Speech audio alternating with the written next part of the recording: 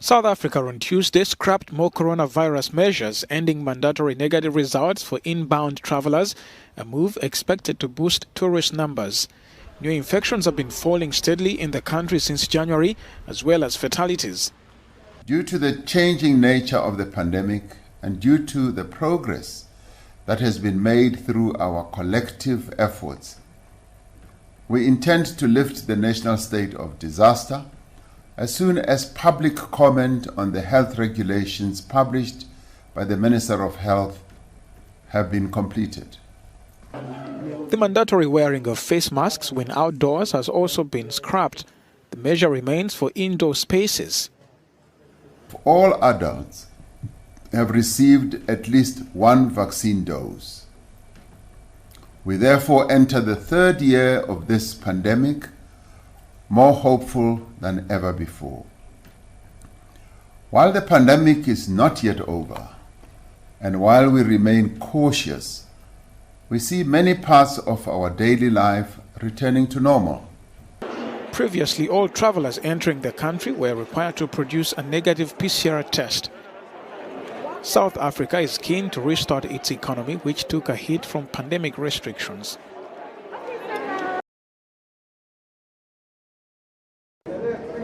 Sudan's government has denied reports about the presence of Russian paramilitary group Wagner in Sudan. In a statement on Tuesday, the Foreign Ministry termed accusations by the ambassadors of the US, Britain and Norway on Wagner's activities in the Horn of Africa nation as a blatant interference in Sudan's domestic affairs.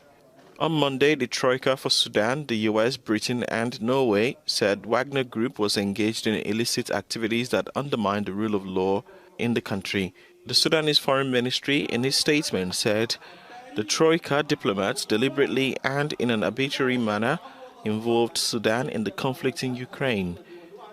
The ministry described the statement as an apparent violation of the established diplomatic norms and practices.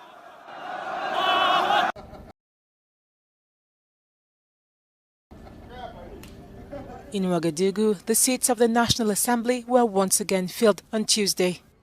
Burkina Faso's Transitional Assembly took office 2 months after a military takeover led to the ouster of former President Kaboré.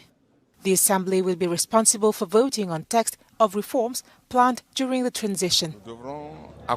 We must accompany the transitional government in its unwavering determination to free our country from the terrorist grip which is today causing our country great suffering. Among his 71 fellow deputies, academic Aboubakar Toguyeni was elected to head the Transitional Legislative Assembly. We are all committed to searching peace. That's it, peace. Hoping that the work that is going to take place will enable to achieve peace.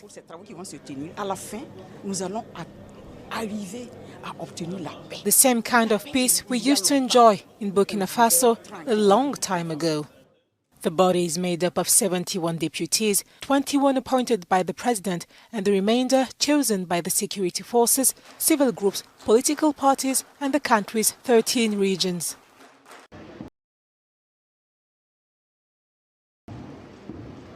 The long-awaited national reconciliation talks kicked off in the Central African Republic on Monday. In a bid to bring peace to the troubled country, President Faustin Archange Touadéra promised in late 2020 to hold the so-called Republican Dialogue for Reconciliation. Several hundred people, amongst whom representatives of the ruling party, civil society figures and invited guests, attended the opening of the forum. According to the president's spokesman, the talks are a good opportunity to start over.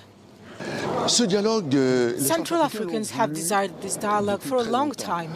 They wanted to talk to each other because our country has seen many crises which made it necessary to discuss. If the political opposition had demanded such talks, they were not in the National Assembly for the opening ceremony. The former president's party and other groups boycotted the talks because rebel groups were not invited and the 2020 post-election crisis didn't appear in the talks roadmap.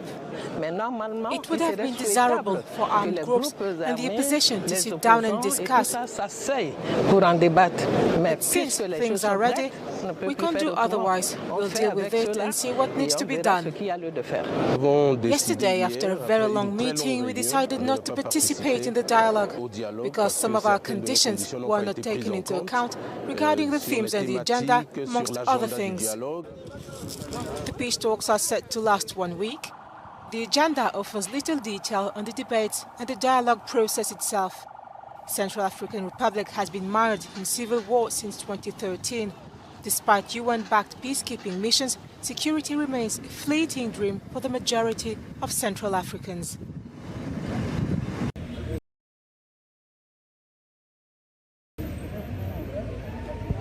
Zambian former Justice Minister Given Lubinda was arrested on Monday. The Anti-Corruption Commission has charged the acting chairman of Zambia's main opposition party on 5 counts, including corruption, which involves more than $500,000. The charges relate to property belonging to him and several deposits in bank accounts that are suspected to proceed from criminal activity. Lubinda's arrest is the latest twist in the series of prosecutions of high-profile officials from the previous executive, which was defeated in the August 2021 elections. Following his election last year, President Hichilema vowed to fight against graft and recover state assets allegedly stolen under the previous government. The former Justice Minister has eventually been released and awaits a court appearance.